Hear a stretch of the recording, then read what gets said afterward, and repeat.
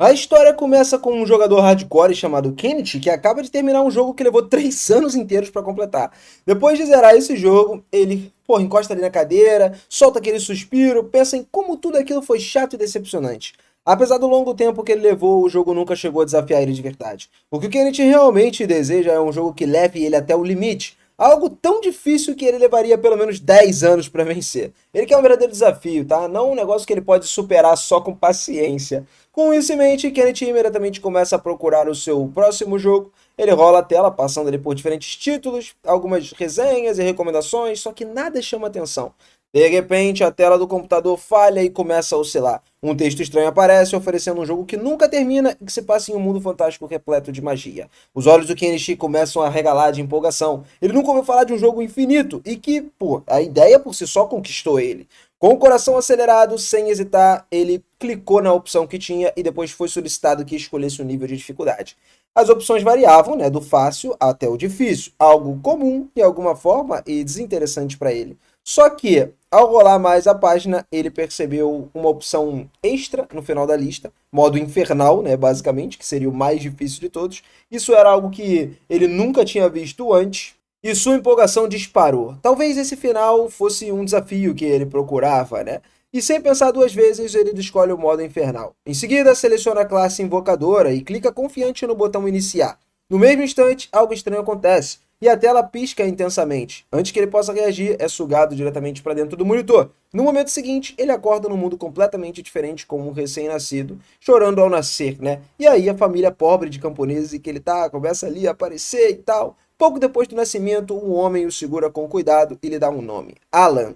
Surpreendentemente, Alan não se sente desesperado com a situação. Na vida anterior, ele era um gamer falido de 35 anos, então ele estava preso no emprego sem futuro. Comparado com aquilo, essa nova vida para ele parece um recomeço. Reencarnar deu a ele uma segunda chance para viver algo melhor e mais significativo. Só que, no momento, o Alan tem apenas 1 ano de idade e ainda não consegue falar. Ele pensa com mais clareza, de alguma forma, consegue organizar suas ideias para poder entender que as pessoas dizem ao seu redor ali, observando tudo atentamente, acho que é o primordial para agora, né? E ele também percebe que a língua falada nesse mundo é japonês, sendo o idioma comum por lá. Alan e sua família vivem numa vila fronteiriça, onde os pioneiros pagam impostos a um senhor feudal em troca do direito de cultivar a terra. A vila ainda é nova, né, um pouco desenvolvida e nem sequer possui um nome próprio. O pai de Alan se chama Holden, um homem trabalhador, atencioso, que faz tudo o que ele pode para poder sustentar a família. Pela aparência, Alan estima que tenha cerca de 20 anos. A sua mãe se chama Ja. Provavelmente está no final da adolescência. Observando o quanto seus pais são próximos e amorosos, Alan sabe que é apenas uma questão de tempo até ganhar irmãos mais novos. Mais tarde naquela noite, depois de ele colocar ela para dormir, o Alan ficou quieto na cama, pensando. De repente, ele se lembra de que nesse mundo deveria ser um invocador. Curioso, ele tenta abrir a janela de status para verificar suas estatísticas, porém, em vez disso, um grande livro se materializa e começa a flutuar em cima dele. Alan grita em choque vendo aquilo, e o seu grito chama a atenção dos pais. Em pânico, ele faz o livro desaparecer antes que eles entrem no quarto. E quando eles viram, nada parecia errado. Os pais presumiram que era apenas um barulhinho de sono e saíram dali. Assim que ficaram sozinhos de novo, Alan traz o livro de volta e ele descobre que aquilo é um grimório, contendo detalhes sobre as estatísticas e habilidades. Lendo, ele começa a confirmar realmente que ele é um invocador, assim como ele escolheu no jogo. E o livro explica que ele pode invocar criaturas, mas por ser muito jovem, ele está limitado a insetos e pequenos animais. Mesmo assim, o Alan fica extremamente animado, tentando invocar um inseto imediatamente. Só que não importa quantas vezes ele tente, nada acontece. Depois de várias tentativas frustradas, ele se acalma de alguma forma e pensa melhor. Então, ele se lembra de outra habilidade descrita no Grimório, que é criar. Ao ativar essa habilidade, finalmente algo acontece. Um cartão de criação do inseto aparece bem na sua frente. Vendo isso, Alan percebe que precisa criar uma criatura primeiro, antes de poder invocá-la. Agora que ele tem a carta de criação, ele se prepara para finalmente invocar o inseto corretamente. Só que no momento em que ele está prestes a fazer isso, sua mãe entra no quarto para ver o que ele está fazendo, e aí o Alan reage imediatamente, deitando-se de novo e fingindo que estava dormindo. Mesmo depois disso tudo, e que a mãe saiu do quarto, ele percebe que está subitamente muito cansado. As pálpebras ficaram pesadas, e aí ele começa a entender que é inútil tentar permanecer acordado. Decidindo que é melhor descansar, resolve dormir e deixar a invocação para a manhã seguinte. Na manhã seguinte, quando seus pais não estão observando, Alan cuidadosamente pega o seu grimório de novo. Dessa vez ele consegue concluir a invocação com sucesso, Num instante, um gafanhoto gigante aparece e pula diretamente em cima dele. O Alan entra em pânico, mas rapidinho ele tenta dar ordens à criatura, mandando ela obedecer ele. Infelizmente, o gafanhoto não demonstra interesse e simplesmente sai pulando sozinho. Confuso, o Alan verifica o Grimório de novo, esperando encontrar uma explicação. Ele conta as estatísticas do gafanhoto registradas no livro, além de uma informação importante. Ele precisa dar um nome à criatura invocada. Depois de pensar um pouquinho, o Alan decide chamar ele de Dina. E ao observar a própria ficha de status, ele percebe que invocar Dina realmente aprimorou suas habilidades. Só que antes que pudesse comemorar, sua mãe entrou de repente no quarto. Ela percebe Dina imediatamente e com muito medo de insetos, ela reage sem pensar, esmagando o gafanhoto na mesma hora. Assim, Dina desaparece instantaneamente. Depois de alguns dias treinando suas habilidades e testando coisas diferentes, ela finalmente consegue invocar outra criatura. Dessa vez é um pequeno rato, ao qual ele decide dar o nome de Mousse. E aí, infelizmente, o Mousse, ele de alguma forma parece ser tão pouco inteligente quanto o Dina era e raramente obedece às ordens. A maior parte do tempo ele faz o que ele quer. Só que ao contrário de Dina, Mousse de alguma forma possui uma habilidade útil chamada correria, que permite a ele se mover com a velocidade extremamente alta. Embora ainda não seja muito obediente, pelo menos ele usa essa habilidade quando o Alan pede, o que já deixa o garoto um pouco mais satisfeito com a invocação. Alan passa o resto do dia estudando cuidadosamente o Grimório, e ele lê cada página repetidas vezes, tentando entender como a invocação realmente funciona e o que precisa fazer para conseguir monstros mais fortes, capazes de obedecer os comandos corretamente. Ele pensa em diferentes métodos, possíveis ali, condições de combinações de habilidade, mas por mais que estude, não encontra uma resposta clara. No fim, todo o esforço não leva a nenhum resultado concreto, e ele acaba se sentindo frustrado. Mais tarde, o pai de Alan, Holden, finalmente retorna para sua casa. Suas roupas estão manchadas de sangue, deixando claro que ele acabou de voltar de uma caçada perigosa. Orgulhoso, ele conta a Alan que conseguiu abater um javali enorme, descrevendo o quão grande e assustador ele era. Então ele pergunta a Alan se gostaria de vê-lo. Ao ouvir isso, o Alan fica extremamente animado. Seria o primeiro monstro real que veria neste mundo. Vendo a empolgação do filho, Holden decide levar ele junto. E essa é a primeira vez que Alan sai de casa, então ele se sente emocionado, né? Durante o caminho, seu pai aponta para um bando de pássaros chamados Albarron. E aí, nessa época do ano, eles voam rumo ao norte, marcando ali uma chegada do outono. Holden explica que escolheu o nome de Alan inspirado nessas aves. Após cerca de 10 minutos de caminhada, eles chegam ao local onde o javali está sendo cortado. Várias pessoas trabalham juntas, processando o monstro. Inicialmente, Alan está cheio de empolgação e observa tudo de perto, mas quando ele olha com mais atenção, essa empolgação lentamente se transforma em medo. Ver uma criatura tão grande e poderosa pessoalmente faz ele perceber o quão assustador aquele mundo realmente é. Alan entende que se tivesse que lutar contra algo assim naquele momento, ele não teria a menor chance. Pouco depois, um homem chamado Jera, vizinho deles, aproxima ali e acaba parabenizando Holden pela conquista. Logo, os outros moradores também começam a elogiar, reconhecendo que derrotar um javali daquele porte não é uma tarefa fácil. Holden então apresenta Alan a Jera. O homem fica impressionado com o quanto o garoto é educado e bem comportado, especialmente considerando que tem apenas 1 ano de idade. Em seguida, Alan pergunta quão forte um javali realmente é. E Jera, de alguma forma ali, explica que eles são monstros perigosos, que normalmente são necessárias cerca de 20 pessoas para derrotar só um. O Alan, então, absorve essa informação em silêncio. Isso dá a ele uma noção clara do nível de força existente naquele mundo e o tipo de ameaça que ele poderia enfrentar no futuro. Cerca de 10 meses depois, Alan recebe a notícia empolgante. Finalmente ele alcançou o nível 2 como invocador, e esse avanço permitiu a ele criar cartas de criaturas de rank G. Isso já representa um grande passo para a jornada dele, tá?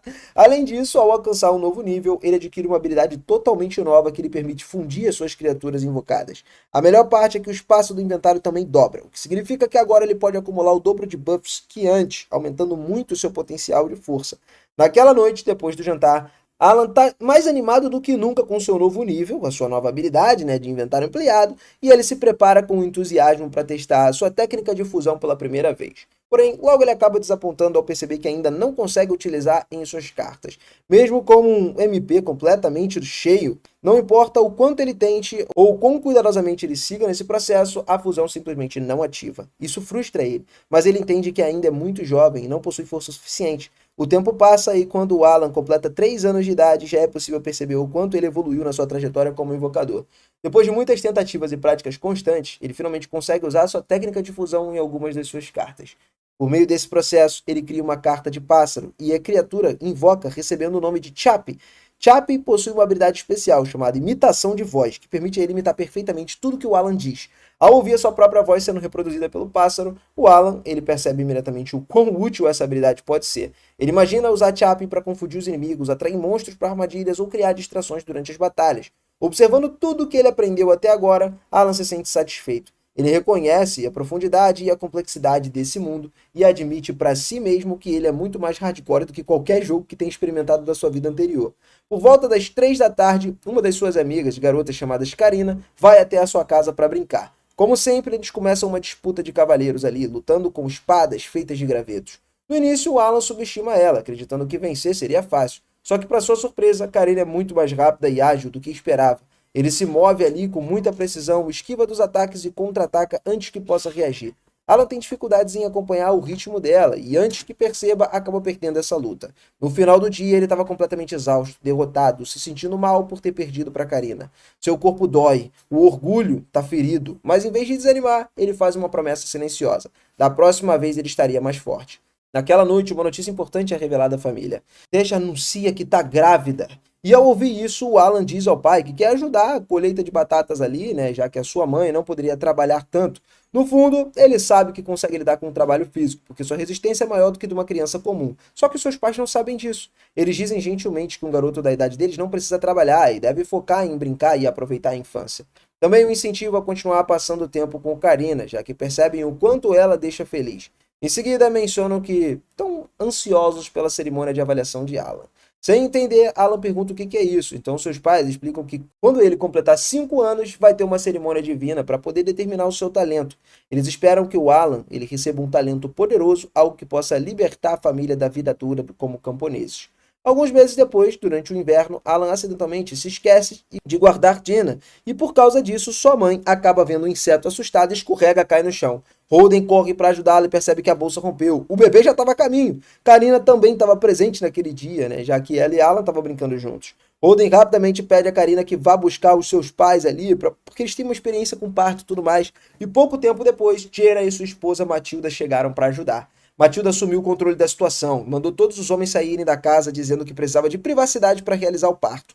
Ao longo da noite, as coisas foram passando, e na manhã seguinte todos acordam com o som do bebê chorando. Eles correm e descobrem que o bebê nasceu em segurança. Deja já está ali pedindo para que Holden escolha o nome e ele decide chamá-lo de Mesh. Deja adora esse nome imediatamente, né? Mas por alguns segundos pergunta de onde que veio, se ele veio de algum monstro ou algo do tipo. E o Holden admite que sim. Mas mesmo assim ela gosta e os dois começam a rir. Sendo acompanhado por todos, enquanto a família ri e celebra, Alan observa o silêncio. Refletindo sobre tudo, ele percebe que nunca entendeu completamente o motivo de ter reencarnado. Além do desejo desesperado de jogar um jogo, né, realmente desafiador. Ele se lembra da vida vazia que ele tinha antes e ele percebe que ele estava completamente satisfeito em deixar ela para trás.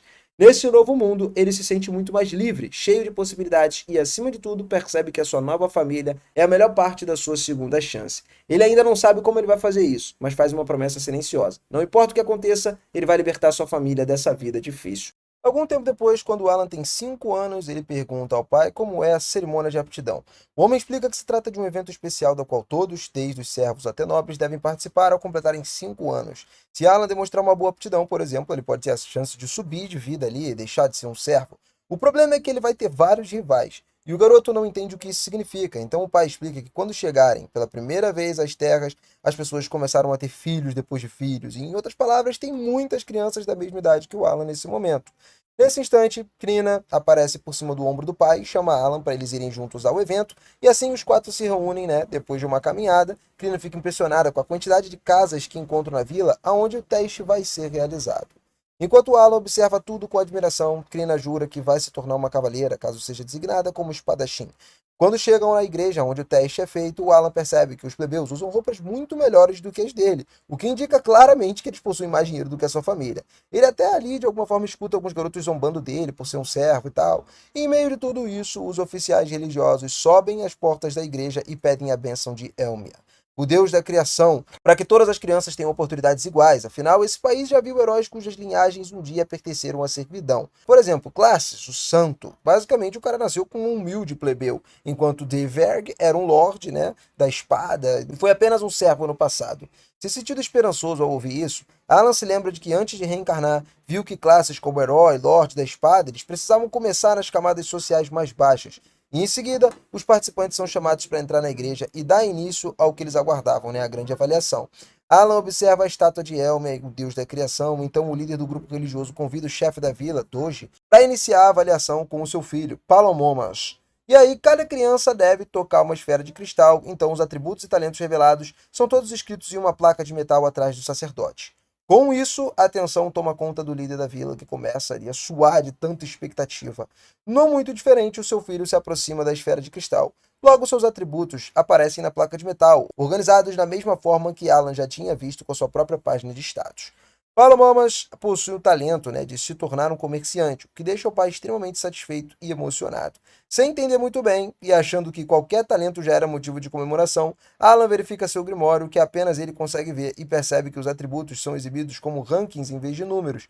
Enquanto isso, os outros garotos passam pela avaliação e, ao descobrir que não possui talento nenhum, sai correndo aos prantos até o pai, que o abraça com carinho. Em seguida, o garoto arrogante dá um tapa no próprio rosto antes de descobrir o seu talento para boa sorte. Ele então comemora em saber que será um machadeiro. Alan fica impressionado ali ao perceber que esse garoto, Dagora, ele recebeu um dos atributos com um rank de primeiro nível, o primeiro que ele vê com toda a sua vida, E com o passar do tempo, todas as crianças realizam as suas avaliações, até que resta apenas Alan e Krina no final.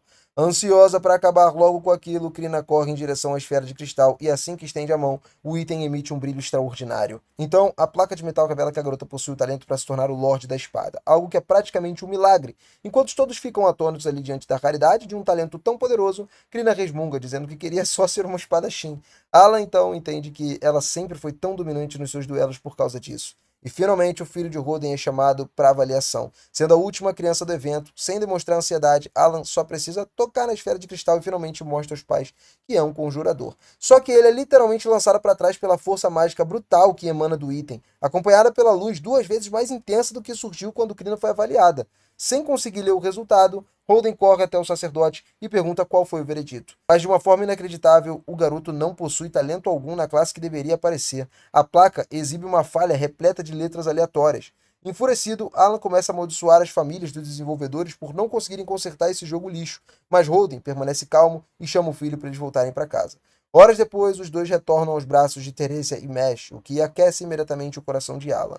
E não apenas naquele momento, tá? Quando todos se reúnem ao redor da fogueira, seus pais deixam claro que sempre estariam ali. Ele sempre vai ser precioso para eles, independente de ter talento ou não.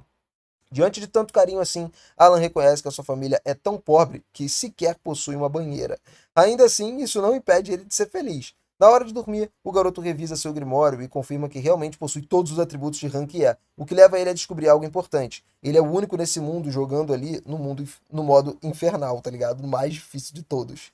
Todos os que participaram da avaliação tinham 5 anos, o que significa que deveriam estar no nível 1, minimamente. Assim como o Alan. Só que parece que o sistema de rankings provavelmente reflete o quanto cada pessoa pode se desenvolver e cada vez mais sobe ela de nível. Assim, a razão do Alan possuir todos os atributos no ranking é isso. O motivo dos seus atributos serem tão baixos é que a velocidade de crescimento no modo inferno é quase que 100 vezes mais lenta do que o normal. E isso parece significar que os seus níveis estavam mostrando apenas uma fração do valor real. Depois de passar a vida inteira jogando jogos no modo fácil, Kenichi Yamada renasceu nesse mundo como um jogador no modo inferno, algo que poderia enlouquecer qualquer um, mas o Alan ele se recusa a desistir. Afinal, ele se lançou nesse desafio justamente para colocar jogos ridiculamente fáceis em seu devido lugar. Falando nisso, estava bem claro que o absurdo escrito no lugar da sua classe era apenas um glitch mal feito. Portanto, os desenvolvedores deveriam consertar isso em breve. E Alan, de alguma forma, estava pronto para reclamar com esses caras até que tudo tivesse perfeito, apenas para provar que ninguém deveria mexer com um gamer sem vida social. Na manhã seguinte, ele pergunta para sua mãe por que o seu pai está daquele jeito, já que o homem vem agindo de uma forma estranha desde a noite anterior. Perto do anoitecer, toda a família vai à casa de Krina para poder comemorar o fato da garota ter sido descoberta como uma Lorde da Espada. E empolgada, ela conta ao Alan que a Lorde da Espada é mais forte do que o espadachim comum. O garoto finge não saber de nada, para poder esconder a sua ignorância. E Matilda também comenta que o chefe da vila passou lá para poder presentear a família com uma bebida alcoólica. Tentando esconder a sua felicidade, Holden mantém uma expressão séria e diz que todos deveriam aproveitar a bebida. Alan começa a suspeitar que seu pai esteja com ciúmes de Krina por ela ter se tornado uma Lorde da Espada, mas não acredita que ele seja desse tipo de pessoa. Gerard pede para que Holden dê o primeiro gole na bebida, porque, segundo ele, os visitantes deveriam beber primeiro. E diante da insistência de Gerard, uma discussão começa entre os dois, até que Gerard revela que Holden quer cortar os laços ali entre as duas famílias. Encurralado, Holden explica que não era isso que ele queria, que o talento de Krina é tão extraordinário e que ela pode até se tornar um cavaleiro para servir o país com boas chances de alcançar a nobreza no futuro. Por causa disso, na opinião dele, pessoas importantes como ela não deveriam perder tempo socializando com servos. Com isso, a discussão entre Holden e Jude ali começa a se aproximar de uma briga. Então Alan pede a Krina que faça algo para impedir os dois, mas suas esposas chegam primeiro, mostrando que a agressão física também pode resolver problemas. Matilda deu um soco no rosto do marido, e depois disso, Alan aprende que não deve se mexer com aquela mulher. O garoto pergunta se aqueles dois sempre foram tão teimosos, e ela responde que se tornaram um pouco mais maduros depois que viraram pais, porque antes era trocando soco quase que todos os dias. Teresa diz que os dois casais são amigos desde a infância e que cresceram juntos. Enquanto isso, Matilda conta a história de que, quando souberam da fundação de uma nova vila, 10 anos atrás, os quatro decidiram construir suas próprias casas naquele local. Por isso, as casas deles são bastante parecidas. Holden e Jaira começaram a competir novamente, né, para ver quem trabalhou mais na construção, mas acabaram fazendo as pazes depois de beberem o licor que nenhum dos dois trocava desde que se casaram. Ao amanhecer, enquanto trabalha, Jaira descobre que a Ordem Noturna estava atrás de Karina. Por esse motivo, junto dos seus amigos, ele leva a filha, né, até a cidade, onde ocorreu a avaliação do dia anterior. Surpreendentemente, a notícia de que existia um Lorde da Espada entre os plebeus se espalhou muito rápido, fazendo com que muitas pessoas já soubessem que Karina era uma criança talentosa. E aí, de alguma forma, Dagora apareceu lá segurando um porrete com um olhar muito furioso. Alan se lembra imediatamente do que aquele garoto que empunhava o machado durante a avaliação. Dagora, ele perguntou a Alan o que ele estava fazendo ali, já que aquela cidade não era lugar para perdedores sem talento. E imediatamente Karina ela se coloca entre os dois para proteger o amigo e Jaira precisa segurar a filha antes que espanque o garoto. Nesse momento a Ordem Noturna chega, impondo respeito à população, observando com admiração a chegada do chefe Zenoth, um Sword Master ali, e os seus subordinados que desceram dos seus cavalos. O chefe da vila chama Jaira e sua filha, e Alan, né, percebe que o quão animada a amiga tá com tudo aquilo. Faz apenas 3 anos que os dois começaram a fingir alguns duelos, e agora ela, diante de uma oportunidade de ouro, poderia duelar, só que Jaira não parece satisfeito com a proposta do capitão para que Krina se junte à Ordem Noturna, argumentando que ela ainda é muito pequena e não tem força para empunhar uma espada de verdade.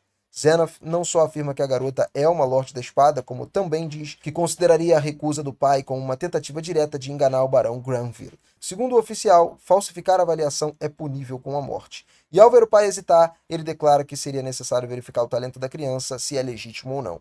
Diante da situação, o chefe da vila propõe um duelo. Jaira implora por misericórdia, mas Zenoth declara que, se Krina de alguma forma não lutar, ela seria executada junto com a sua família.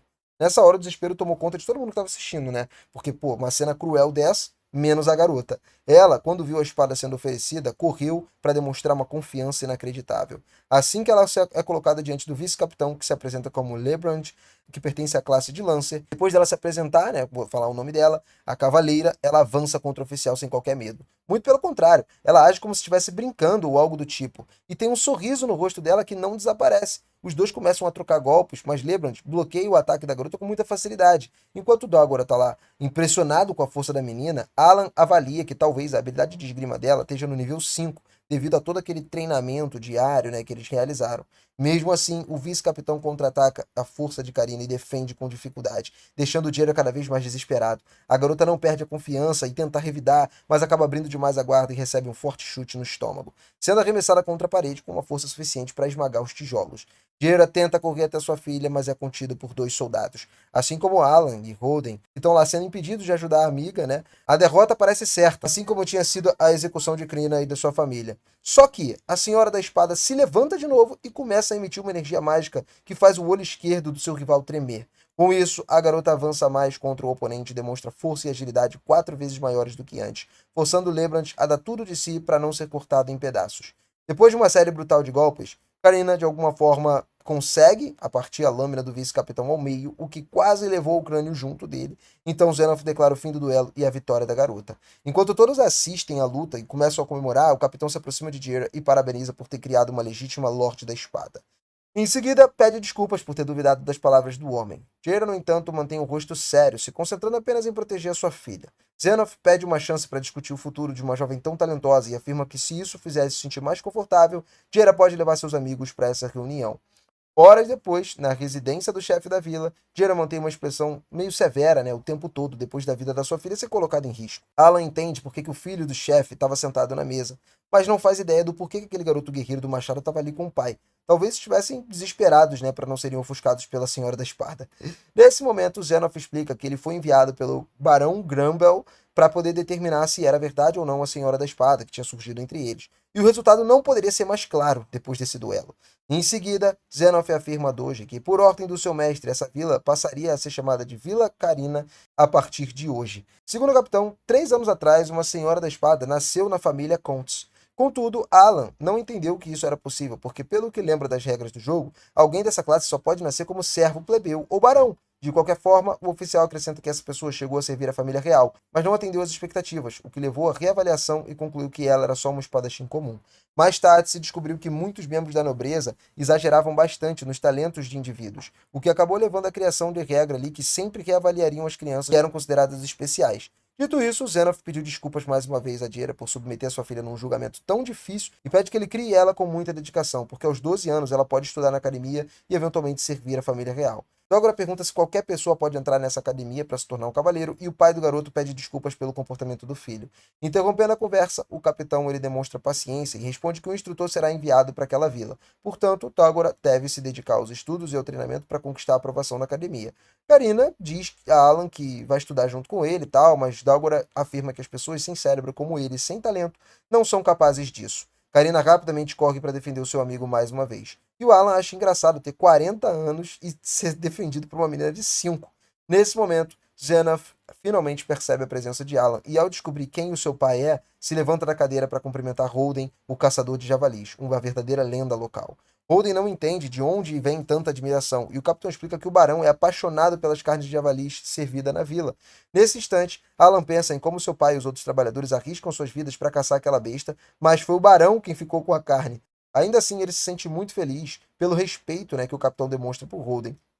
Depois do término da reunião e as duas famílias se separarem, Holden comenta com seu filho como Karina pode se tornar uma heroína, como aquelas histórias, né, que já existem do passado, mas que até mesmo servos como ele às vezes podem ser reconhecidos pelos nobres. De qualquer forma, o homem acredita que seu filho ainda tem uma chance de realizar grandes feitos na vida, já que ele carrega os genes do próprio pai, né? O pai é bravo.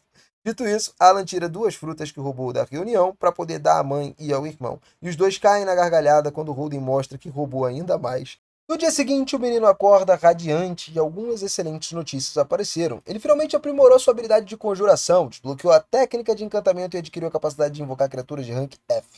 Aparentemente, ele ainda precisa fundir 2 cartas para poder criar uma nova, exatamente como aconteceu com o pássaro Chappie, mas imediatamente a criança fica totalmente empolgada com a ideia de invocar um dragão parecido com o Team Hero. E aí ele também se anima, né, percebendo que o limite do seu inventário de cartas aumentou de 20 para 30. Já faz 2 anos desde a última vez que Alan tinha aprimorado a conjuração, que explica tamanha felicidade. À noite, enquanto a família se reúne em volta da lareira, Teresa sente o cheiro ali do seu filho mexendo dentro de uma barriga já enorme e o Alan se oferece para poder lavar a louça para aliviar o trabalho da mãe. Quando o mestre pergunta se vai ter um irmãozinho, Teresa comenta que, como os chutes estão mais suaves dessa vez, o próximo bebê provavelmente vai ser uma menina. Ela então lembra do marido, né, de que já era hora de pensar num nome, reforçar que prometeu deixá-la escolher o nome. Enquanto Teresa reflete sobre os nomes de meninas, Alan comemora silenciosamente ao receber uma mensagem de Elmi em seu livro, informando que todos os seus pontos de mana foram completamente restaurados. Seus pais percebem que ele está distraído, já que não consegue ver o livro, e acabam presumindo que o garoto estava só delirando, brincando ali com algum amigo imaginário, de uma forma leve. A conversa então muda de rumo ali quando Holden comenta sobre como a sua cicatriz melhorou. Ele explica que ganhou aquela marca durante a prova dos deuses, ocorrida na caçada do javali daquele dia. Quando Alan pergunta o que isso significa, o pai explica que o êxtase divino é um fenômeno raro, em que às vezes acontece durante a caçada, que é basicamente quando uma onda de energia percorre seu corpo, curando os ferimentos e dissipando o cansaço. Ao ouvir isso, o Alan imagina que deve ser o equivalente ao processo de subir de nível naquele mundo. Como seu pai é um caçador de javalis veterano e muito respeitado na comunidade, mesmo sem conseguir verificar o seu status, Alan presume que Holden esteja num nível bastante alto. Por outro lado, apesar da sua recente evolução, o Alan ele ainda permanece no nível 1, que só poderia mudar disso se enfrentando criaturas fortes o suficiente para conceder experiência. O problema é que os servos não podem sair da aldeia sem permissão, a menos que eles estejam indo caçar. Essa é a única exceção. Por isso, o Alan se voluntaria para a próxima expedição, mas o Holden o interrompe imediatamente, afirmando com firmeza de que caçar não é um jogo, e sim algo extremamente perigoso, capaz de custar vidas. Até Teresa se surpreende com a fraqueza do marido. Alan não insiste, mas também não desiste de evoluir da sua própria maneira.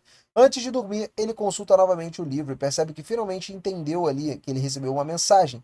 Depois de enviar algumas reclamações do típico estilo de jogador tóxico, os desenvolvedores corrigiram o bug de texto. A mensagem dizia: enviamos uma mensagem profética ao grande Papa para alertar a todos. A escolha da palavra parece estranha, quase que divertida. Refletindo sobre seus atributos, o Alan percebe que todos estavam classificados como Rank E, já que subir de nível no modo infernal é um processo lento e muito complicado. No entanto, o anexo ali com dados brutos revela algo surpreendente. Ele possui o Rank S em mana e inteligência, além de alguns atributos de Rank A e Rank C. No geral, isso coloca aproximadamente no mesmo nível de Karina.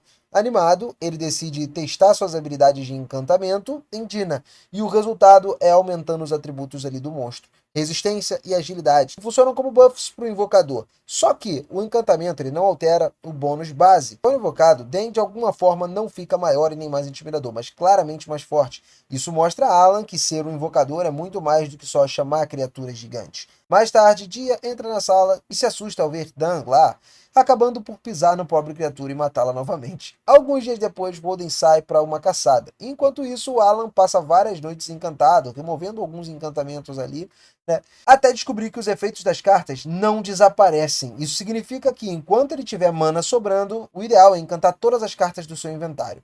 Depois de testar quase todas as funções possíveis sem sucesso, resta só uma combinação. Reunindo toda a sua sorte, ele funde um inseto franco com um pássaro rank F. O resultado é inesperado e nada satisfatório à primeira vista. A carta se chama Grama F. Alan sequer imagina que a grama pudesse ser uma invocação.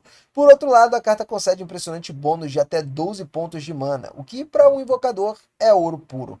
Normalmente ele levaria décadas para evoluir no modo infernal, mas talvez essa carta encurte o caminho em alguns anos.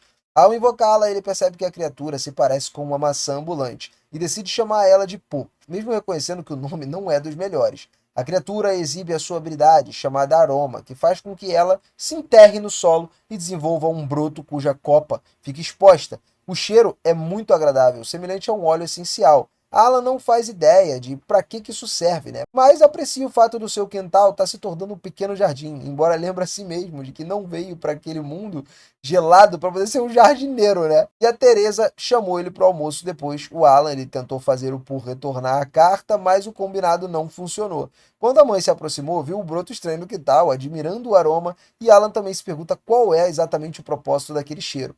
Mais tarde, ele treina com Karina, como de costume, e mesmo que apanhe, né, dessa vez, fica claro que ainda não tem chance contra ela. Ainda assim, Karina percebe que o seu parceiro está mais resistente. Ao verificar o livro, o Alan descobre que a sua habilidade com as espadas subiu para o nível 3, que aumentou ainda o inventário, permitindo a ele melhorar os seus atributos de ataque e defesa.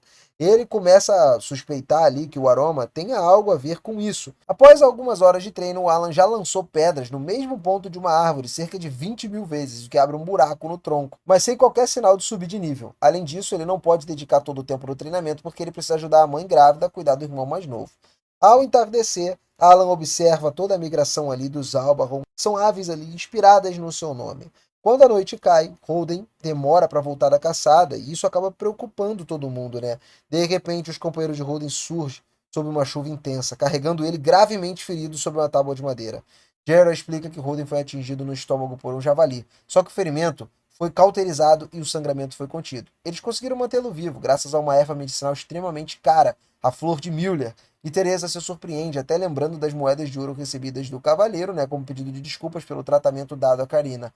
Alguns caçadores começam a culpar plebeus pelo ocorrido, e a gritaria acorda Mesh, que começa a chorar diante da cena assustadora. Os homens então decidem sair para dar espaço à família, e depois disso, Alan pergunta a Jera o que realmente aconteceu. Jera explica que recebeu as ordens para incluir plebeus na caçada. A carne de javali era valiosa para os nobres, e os servos não têm escolha senão arriscar suas vidas naquela ocasião. Os plebeus eles se sentiam confiantes por causa da fama do Holden, considerado uma lenda, né? No entanto, quando a situação ficou perigosa, eles entraram em pânico e fugiram, arruinando toda a estratégia. Holden tentou salvar um deles e acabou gravemente ferido. Depois de ouvir tudo isso, o Alan se sentiu completamente inútil. Ele passou a noite tentando ajudar a mãe, mas ele está exausto. No meio da madrugada, Holden acorda gritando, tomado pelo pânico. Nesse momento, Alan percebe o quanto tem sido egoísta, pensando apenas em ficar mais forte. Afinal, do que adianta você ter força sem um propósito?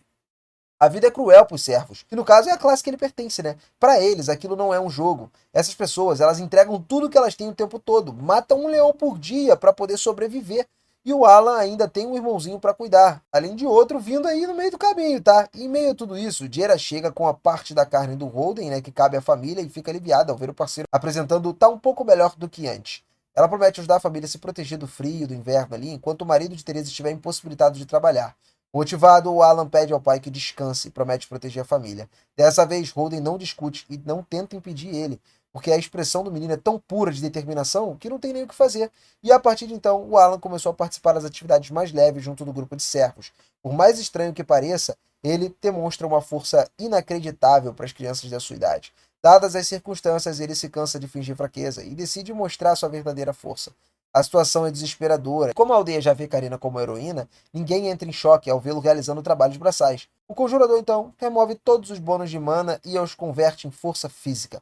Para justificar isso, ele usa a desculpa de que herdou a força do pai desde que começou a trabalhar. Com o passar dos dias, Alan percebe o quão injusto é o sistema. Os nobres acabam ficando com a maior parte de tudo que os servos coletam, e pouco se sobra, mal garantindo a sobrevivência deles durante o inverno que está se aproximando. Certo dia, Tebos, o chefe da aldeia, aparece na casa de Holden acompanhado com um jovem que acabou causando o ferimento do caçador. Eles levam frutas, né, de uma forma de pedido de desculpas, e Alan sente raiva em ver o rapaz se ajoelhar, tomado pelo arrependimento. Holden não o trata com condescendência e orienta o garoto a ser mais cuidadoso. No entanto, quem realmente levanta a voz é Teresa, deixando claro que um erro daquela criança quase custou a vida do seu marido, porque a vida humana é muito valiosa, independente da classe social. Nesse momento, os servos do amigo se aproximam e acompanham até a porta, demonstrando afeto, respeito, admiração. Aquilo faz o Alan concluir que tem os melhores pais do mundo. Mais tarde, ao encontrar o raro momento de folga, Alan abre o espaço do campo ali e conjura um bando de sapos salteadores. Em seguida, se esconde na floresta. Ele arma várias armadilhas e usa a habilidade de provocação para atrair animais que veem os sapos como presas. O objetivo é garantir carne o suficiente para atravessar o inverno. A estratégia funciona, mas só até certo ponto, afinal não é um animal comum que aparece, e sim um Alba-Aeron gigantesco, um monstro de rank B. Ao verificar o seu status, o Alan percebe que a sua habilidade de encantamento subiu para o nível 2, aumentando os atributos das criaturas também encantadas de mais 10 para mais 20. Todas as cartas no seu inventário estavam agora encantadas, e mesmo diante disso, determinado a proteger sua família, o Alan não recua. Ele atira uma pedra na cabeça da criatura, aproveitando o momento para trazer uma surpresa, né, avançando, e desfere um golpe com a espada de madeira no pescoço do monstro. Só que ele recebe um chute muito violento como resposta.